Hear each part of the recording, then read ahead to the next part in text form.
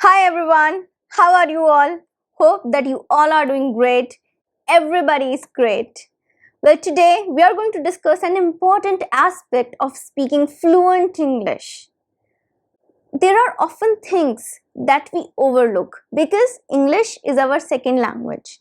Because English is your second language, sometimes it can get difficult to understand when you're speaking English. What is it that you require in order to become fluent? So, this is something that we are not taught in the traditional method of learning English. Often in schools, we are taught academic English, which is important, but at the same time, in order to speak English, we must also become familiar with the real life English. Real life English is very important if you want to speak fluent English.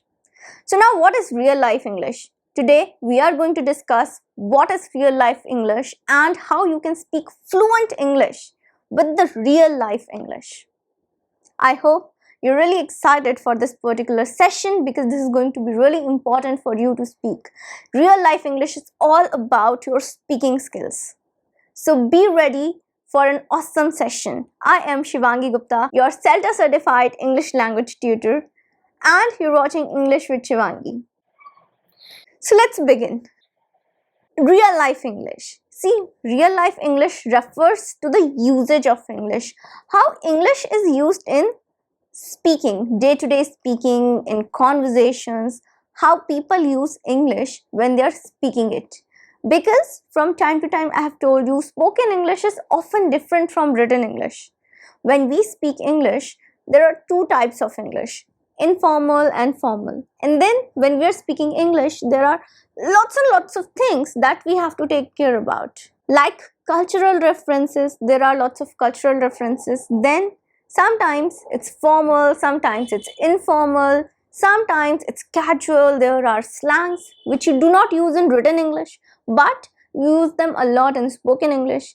If you take any language, for example, my native language, my first language is Hindi. The way I speak Hindi, I don't write it in the same way because there are going to be slangs, there are idioms which I don't write, but then we speak it, don't we? Whatever is your native language, whether it's Hindi, Tamil, Telugu, Bengali, and whatever part of India, Punjabi, Marathi, from wherever you're watching this video, and if you're watching from outside of India, it's Italian, German, Dutch, whatever is your language, native language. I know that there are cultural references in your language too that you don't write, that you don't use in academic language, your version of academic language. So it is there in each and every language, and hence we have to understand the real life English, the way English is used, the way English is spoken by native English speakers, how they use it in daily life. There are different things that are in English, because if we want to really become fluent in English, we must know how to use each aspect of English whenever we are speaking. And there are different things that we can do in order to become fluent in English and use real life English. Now let's understand real life English with context. It's very important. So the situations where you use real life English, the context, the situations, and some of the examples I'm going to discuss in details with you. So the number one area or the number one situation where you use real life English is your daily conversations. Daily conversations. Why do we all want to learn English? Why do we all want to speak fluent English? So that we can have a good conversation in English. Whenever we are speaking to somebody, we speak confidently. That's the motto, is it not? I'm sure that's your motto too. So the thing is that when you're conversing with someone, that's real life English. You're using terms, you're using slang words. The way you talk to somebody, that's completely different. It's going to be different than what you write in English. So there are certain phrases, sentences that can help you in spoken English, in speaking English, which is real life English, different from textbook English. Sometimes when you speak, you often, just drop sounds or you join words together in order to speak fluently. People who are at advanced level of speaking, they might not realize that they are doing it, but you are also doing it. Sometimes you will not realize, but you will join words when you will become fluent, and you'll drop sounds, something that you cannot do in written English. And people, they might think that you're making mistakes. That's not a mistake. That is not a mistake. That's how you speak fluent English. The thing is that real life English is different from written English or academic English. So your conversations, they are a part of your real life English. Conversations must be spontaneous. They must not be forced. You must not think a lot what to say next. So conversations, the beauty of a conversation is when you're able to talk to a person for a lot of time fluently, without thinking, without taking too many pauses, and both of you are able to understand each other. Even if you're making some mistakes here and there, that's fine. If you are able to understand, if you're comfortable, that's the thing, that's the key. Mistakes can be improved. From time to time, you can revise your mistakes, and with time, you'll improve with them. Your key is that you need to have good conversation. You must gain conversational skills. So conversational English is one of the examples of your real life English. Now the another example, or you can say another part of speaking real life English, is your social English and cultural language. Your social and cultural language. So language that you use in social interactions, whenever you're going to event, wherever you are interacting socially in a social environment with anybody, that's your real life English.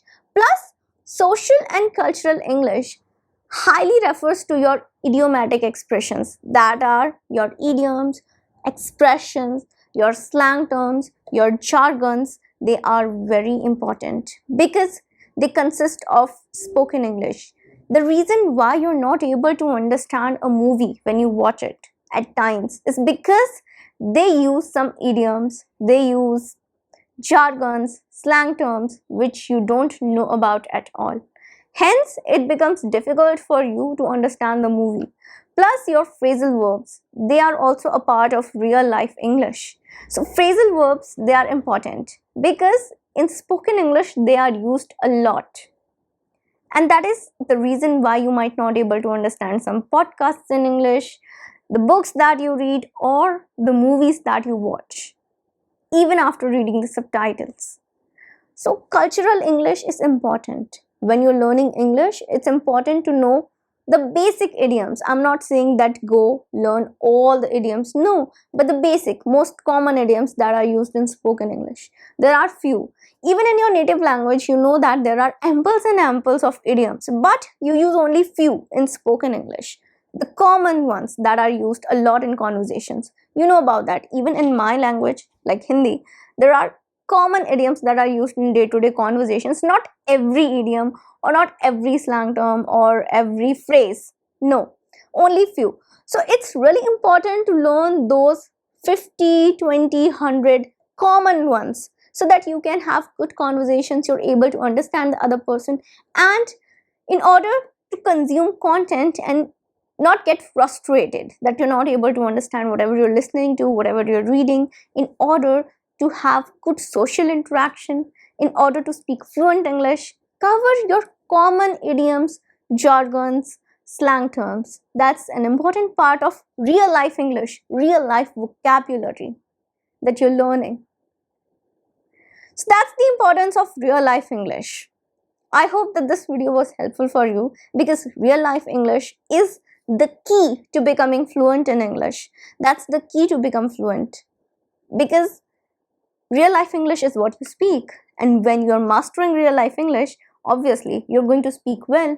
You'll speak impeccable English at the end.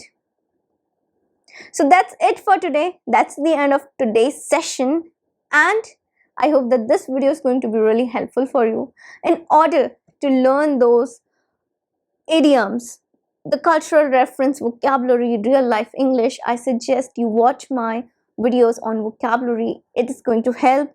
Also watch my videos on spoken English, fluent English speaking skills. It's going to help you a lot. If you have any queries regarding this particular topic, if you have any query regarding any other topic, do let me know. I'll be happy to answer to your questions. If you have any suggestion for a topic, do suggest it, write it in the comment box below. I would love to hear your suggestions and I'd love to make a video for all of you. Now I'm going to see you tomorrow sharp at 8 a.m. Do like the video, subscribe the channel because you get one video lesson every day at 8 a.m. Share the videos with your friends so that they can also learn English. See you tomorrow. Till then, take care and bye.